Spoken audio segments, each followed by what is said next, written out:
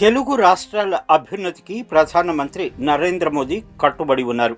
ఇందుకు తగినట్లుగా ఇక్కడి నుంచి ప్రతిపాదనలు వచ్చిన వెంటనే స్పందిస్తున్నారు. విరివిగా నిధులు విడుదల చేసి ఆదుకుంటున్నారు. రాజకీయాలు పక్కన పెట్టేసి ప్రజలకు అండగా నిలుస్తున్నారు. తాజాగా తెలంగాణ మంత్రి కోమటిరెడ్డి వెంకటరెడ్డి నేతృత్వంలోని రాష్ట్ర బృందానికి అనేక విషయాల్లో స్పష్టత ఇచ్చారు. రీజనల్ రింగ్ రోడ్డుకు సంబంధించిన అన్ని అనుమతులు 2 నెలల్లో ఇస్తామని, అన్ని క్లియరెన్సులు వచ్చాక ప్రధానమంత్రి నరేంద్ర మోదీ దృష్టికి తీసుకువెళ్తామని కేంద్ర మంత్రి నితిన్ గడ్కరీ హామీ ఇచ్చారు. అలాగే హైదరాబాద్ టు విజయవాడ 6 లైన్ల రహదారి నిర్మాణానికి టెండర్లు పిలవాలని కూడా గడ్కరీ సూచించారు.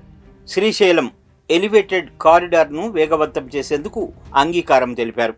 సోమశిల కేబుల్ బ్రిడ్జి టెండర్లను కూడా వేగవంతం చేస్తున్నట్లు తెలియజేశారు.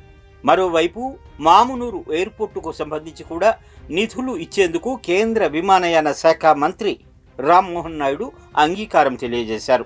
దీంతో తెలంగాణకు నిధుల వరద ఊపందుకుంటోంది. ఆంధ్రప్రదేశ్ కొత్త రాజధాని అమరావతికి విరివిగా నిధులు ఇస్తామని స్పష్టంగా హామీ ఇచ్చింది. కేంద్రంలోని మోదీ ప్రభుత్వం మొదటి నుంచి రాజధానికి పూర్తి స్థాయిలో అండగా నిలిచింది.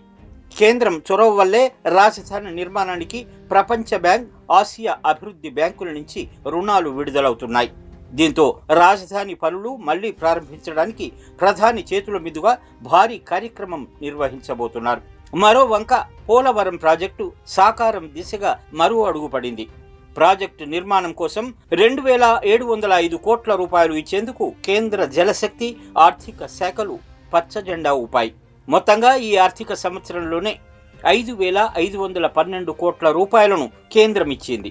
ఇంత పెద్ద మొత్తంలో నిధులు ఇవ్వడం ఇదే తొలిసారని అధికారులు చెబుతున్నారు.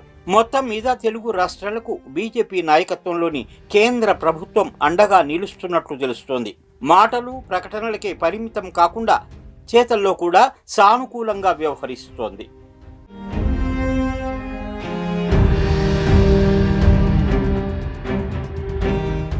Mind Media, the voice of India.